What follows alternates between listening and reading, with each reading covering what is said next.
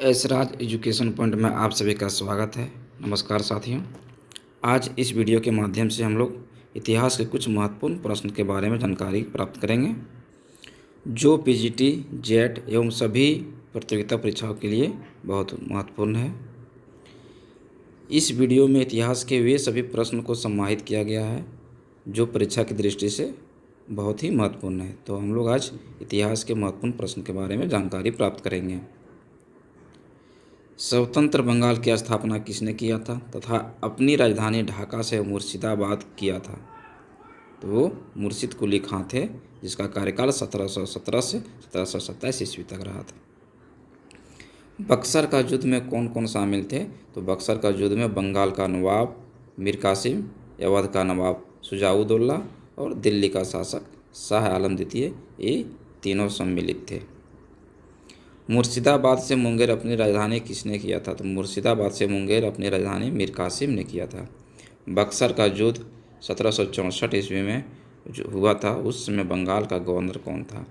तो बक्सर के युद्ध के समय बंगाल का गवर्नर वेंसी टार्क थे। और बक्सर के युद्ध के समय जो है वह सेनापति कौन थे? तो हेक्टर मुनरो थे।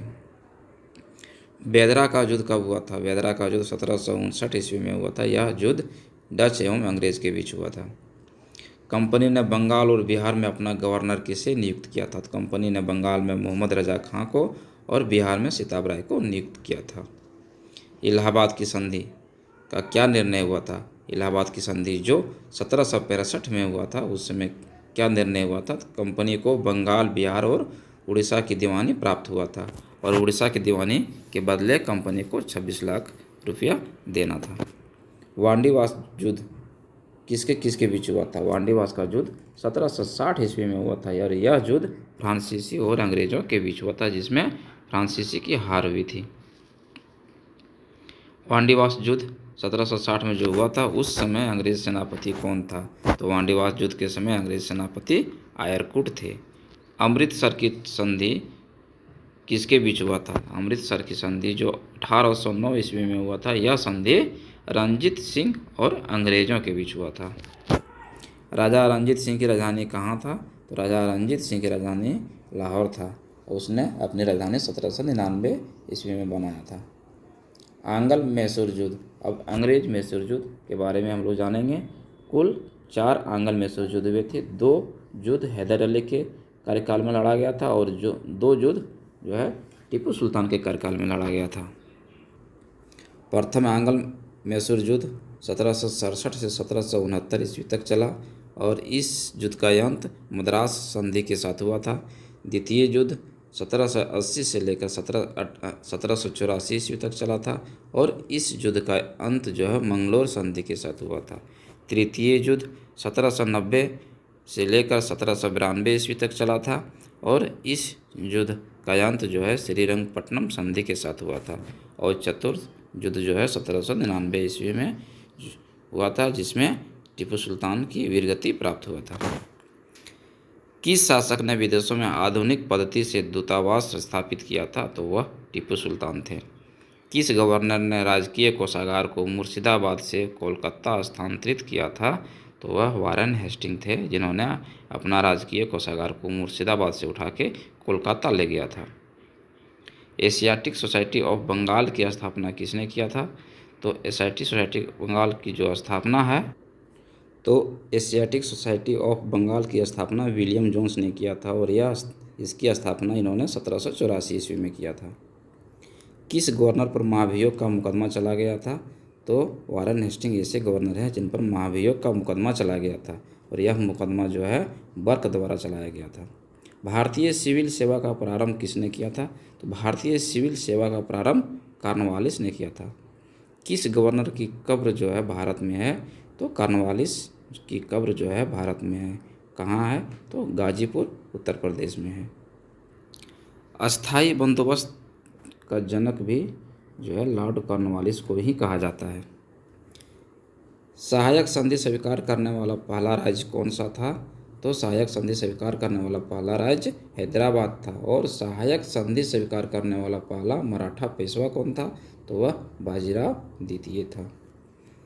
इस वीडियो में जितने भी प्रश्न दिए गए हैं वो परीक्षा के लिए बहुत ही महत्वपूर्ण है। तो एक बार आप वीडियो को बिना स्किप किए हुए सारे प्रश्न को देखें। इसमें कुल 50 प्रश्न का वीडियो बनाया गया है। सती प्रथा और ठगी प्रथा का अंत किस गवर्नर ने किया था?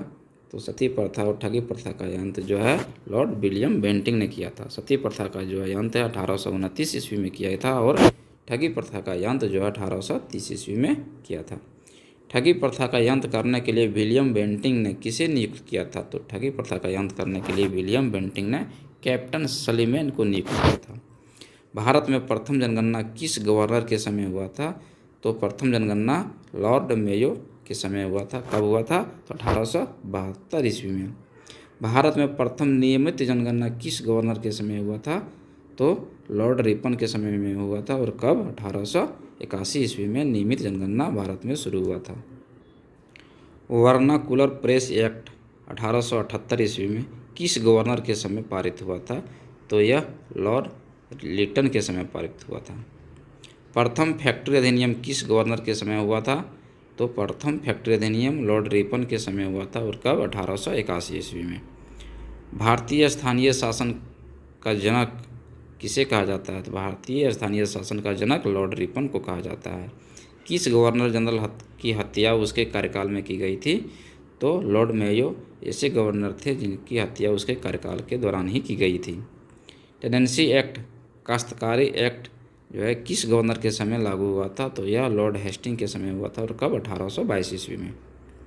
नरबली प्रथा पर प्रतिबंध किस गवर्नर ने लगाया था? तो नरबली प्रथा पर प्रतिबंध जो है लॉर्ड हार्डिंग के समय हुआ था। कब? 1845-46 ईस्वी में। महारानी विक्टोरिया घोषणा पत्र किस दरबार में हुआ था? तो महारानी विक्टोरिया घोषणा पत्र दिल्ली दरबार में हुआ था। यह घोषणा पत्र जो है 1 नवंबर 1858 ईस्वी को हुआ था। पेशवा पद कब समाप्त कर दिया गया? तो पेशवा पद जो है 1818 ईस्वी में समाप्त कर दिया गया। 1856 में तोपखाना का मुख्यालय कोलकाता से कहाँ स्थापित किया गया था? तो इसे मेरठ में स्थापित किया गया था 1856 ईस्वी में। सेना का जो मुख्यालय है वह शिमला में स्थापित किया गया था। किसने किया था? तो लॉर्ड डलहौजी ने किया था। सुरक्षा की दृष्टि से तोपखाना का मुख्यालय कोलकाता और सेना का मुख्यालय मेरठ शिमला।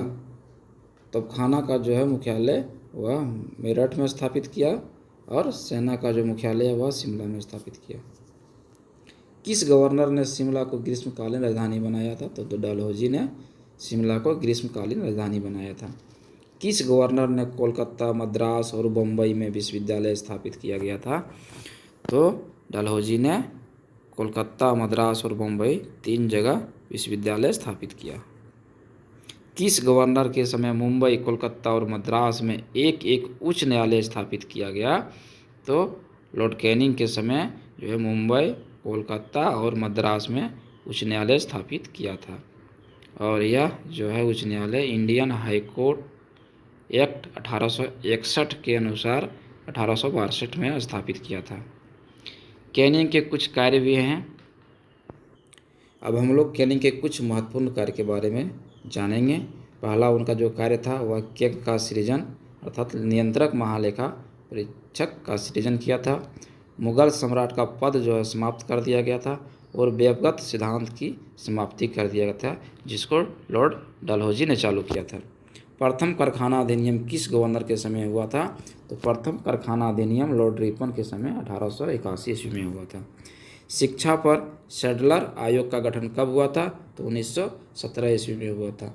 सांप्रदायिक पंचायत एवं पूना समझौता कब हुआ था? तो यह दोनों जो है 1932 ईस्वी में हुआ था। फॉरवर्ड ब्लॉक की स्थापना किसने किया था? तो इसकी स्थापना सुभाष चंद्र बोस ने 1 मई 1939 को किया था। अगस्त प्रस्ताव का गठन कब हुआ था?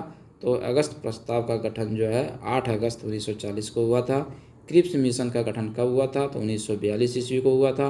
भारत छोड़ो आंदोलन भारत छोड़ो आंदोलन जो प्रस्ताव है कब पारित हुआ था? तो यह 9 अगस्त 1942 को पारित हुआ था। कहाँ से? तो वर्धा से। वर्धा कहाँ है? महाराष्ट्र में है। मुस्लिम लीग के द्वारा पाकिस्तान की मांग किस अधिवेशन में किया गया था?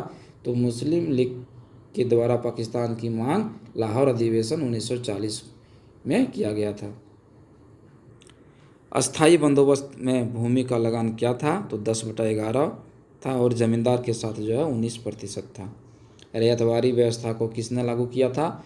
तो रैयतवाड़ी व्यवस्था को थॉमस मुनरो एवं कैप्टन रीड ने लागू किया था। मद्रास में यह 1820 में लागू हुआ था और मुंबई में 1825 ईस्वी में लागू हुआ था और यह व्यवस्था जो है ब्रिटिश भूमि का 51% पर लागू था। महालवाड़ी व्यवस्था को किसने लागू किया गया था? तो महालवाड़ी व्यवस्था को हॉल्ट, मैकेंजी एवं बर्ड ने लागू किया था और यह व्यवस्था जो है ब्रिटिश भूमि का 30% पर लागू